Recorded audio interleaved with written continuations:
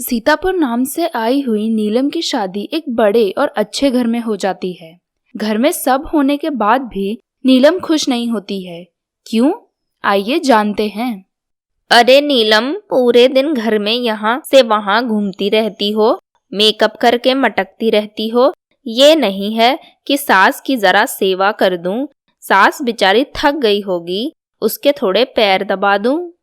लाइए माँ जी, अभी कौन सी देर हो गई है, अभी आपके पैर अच्छे से दबा देती हूँ, आप फिर आराम करिएगा। अब तेरे जैसी बहू मिल गई है, किस्मत आराम कहाँ लिखा है मेरा। हर बात बतानी पड़ती है, हर चीज समझानी पड़ती है। ये नहीं है कि बहू की तरह एक आध काम जिम्मेदारी से खुद अपने आप कर ले। ठीक है माँ जी, तो अब आप बता दीजिए, अब सारा काम जिम्मेदारी से करूँगी। ठीक है, फिर चल जा, सारे घर की साफ सफाई कर दे और रात के खाने में मेरे लिए बढ़िया छोले भटूरे बना दे। बड़े दिन से मेरा मन कर रहा है छोले भटूरे खाने का। माँ जी, मुझे छोले भटूरे बनाना नहीं आता है। वो मैंने पहले कभी नहीं बनाए हैं ना, इसलिए। क्या? हाय क्या फूटी किस्मत है। एक बहू है, वो भी ऐसी जिसे कुछ आता जाता नहीं है। और आता भी हो तो क्या पता नहीं करना पड़े, इसलिए मुझसे झूठ बोल रही हो। नहीं माँ जी, मैं आपसे क्यों झूठ बोलूँगी, मुझे सच में नहीं आता है। फिर भी मैं बनाने की कोशिश जरूर करूँगी, आप चिंता मत करिए। कुछ देर बाद नीलम के छोले भटूरे बन जाते हैं और सास उसको खाने के लिए आती है। खाइए माँ जी, मैंने आपके मन पसंद के ही छोले भटूरे बनाए हैं, जरा खाकर बताइए तो कि आपको कैसे लगे। इन छोले की शक्ल देखकर ही मेरा मन तो नहीं कर रहा है इन्हें खाने को। इतने पानी वाले छोले कौन बनाता है? तेरी माँ ने तुझे खाना वाना बनाना भी नहीं सिखाया है क्या?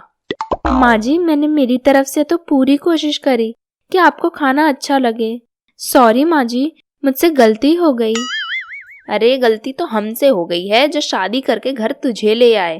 तेरी जगह किसी ढंग की लड़की को लाते तो जीवन सुखी हो जाता हमारा। माँ जी, आप क्यों ऐसा बोल रही हो? मैं सब काम कर तो रही हूँ, जो मुझसे होता है वो भी और जो मुझसे नहीं होता है वो भी। फिर भी आप मुझसे हमेशा नाराजी क्यों रहती हो माँ जी? तो क्या करूँ, आरती की थाली ले आऊं, फिर आरती उतारूं तेरी? बोल, ये चाहती है क्या? बड़ी आई जुबान लड़ाने वाली, चल जा यहाँ से। पर माँ जी, मैंने तो सारा काम अच्छे से किया, तो माँ जी फिर आप क्यों नाराज हो रही हो? खड़ी खड़ी जुबान मत लड़ा, चली जा मेरी नजरों के सामने से। फिर नीलम वहां से चली जाती है। अरे मीना, तुझे पता है तेरा बेटा ही एक ऐसा लड़का है जिसे दहेज नहीं मिला है। चाहती तो तू भी दहेज में बहुत कुछ मांग सकती थी, पर तूने तो ऐसे घर में शादी कर दी अपने लड़के की कि तुझे एक फूटी कौड़ी भी नहीं मिली दहेज के नाम पे। बात तो तुम सही कह रही हो दीदी, इसी वजह से तो नीलम मुझे आंखों देख ही नहीं अच्छी लगती। पर मीना, अगर दहेज नहीं मिला तो क्या हुआ, तू अभी भी चाहे तो उससे बहुत कुछ ले सकती है। वो कैसे दीदी? अब वो मुझे क्यों कुछ देगी, या उसके घर वाले मुझे अब क्यों कुछ देंगे? देख मीना, जब घी सीधी उंगली से नहीं निकले तो उंगली टेढ़ी भी करनी पड़ती है। मतलब जो काम प्यार से नहीं हो रहा है उसे गुस्से से कर, देख कितनी जल्दी हो जाएगा। आप जो कह रही हो वो मैं समझ रही हूँ दीदी। सही में मैं भी अब दहेज के पैसे नीलम के घर वालों से लेकर ही रहूंगी, चाहे कुछ हो जाए। हाँ मीना, बल्कि तुम्हारा भी हक बनता है, इतना पढ़ा लिखा होनहार बेटा है तेरा, तो पैसे तो तुम्हें मिलने ही चाहिए। हाँ दीदी, अब इस नीलम की बच्ची को सबक मैं ही सिखाऊंगी। खुद को और खुद के घर वालों को बहुत होशियार समझती है ना, अब इसकी सारी होशियारी निकालूंगी मैं। फिर मीना की बहन वहां से चली जाती है। अगले दिन जब मीना नीलम को देखती है तब, ए मनहूस, जब से आई है इस घर में तब से इस घर की सारी दशा ही खराब हो गई है।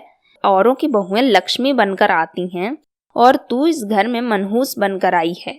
वैसे तो तेरा बाप बड़ी बड़ी बातें करता है और शादी में देने के लिए उसके पास कुछ भी नहीं था। भेज दिया ऐसी पहाड़ सी लड़की को खाली हाथ। अब क्या करूं तेरा? माँ जी, मेरे पापा के पास इतने पैसे नहीं थे जो वो दहेज दे पाए। वो तो बेचारे, उनसे हुआ उतना उन्होंने मेरे लिए किया ही है ना माँ जी। जब तेरे बाप के पास कुछ था ही नहीं तो उसने तेरी शादी ऐसे अच्छे घर में क्या लेने करी? कभी शादी के बाद तेरे बाप ने तुझे या तेरे ससुराल वालों को कुछ दिया भी है? नहीं ना। ऐसा बेकार बाप तो मैंने तेरा ही देखा है। हाथ खाली करके भेज दी बेटी। क्या मनहूस बहू मिली है मुझे तो। हे भगवान, किससे कहूँ किससे ना कहूँ, कुछ समझ नहीं आता। ना कुछ कर सकती हूँ ना कुछ कह सकती हूँ। झेल रही हूँ बस तुझे। माँ जी, मैंने क्या कर दिया है जो आप मुझसे इस तरह बात कर रही हो? इतना सुनते ही सास तो नीलम को मारना शुरू कर देती है। अब यूं ही कुछ हफ्तों तक चलता रहा। नीलम कुछ भी कहती या कुछ भी करती जो सास को ना अच्छा लगता तो सास नीलम को यूं ही मारती, यूं ही उसे परेशान करती। एक दिन नीलम के पति को इसके बारे में पता चला। माँ, आप ये क्या कर रही हो? आप इतना खराब व्यवहार क्यों कर रही हो नीलम के साथ? वो आपकी बहू है माँ। बहू है तो क्या, खाली हाथ जब घर में कोई आएगा तो वो किसी को भी पसंद नहीं आएगा। माँ, तो आप दहेज के लिए क्या नीलम को मार ही डालोगी क्या? मैं तो आपकी बहुत इज्जत करता था।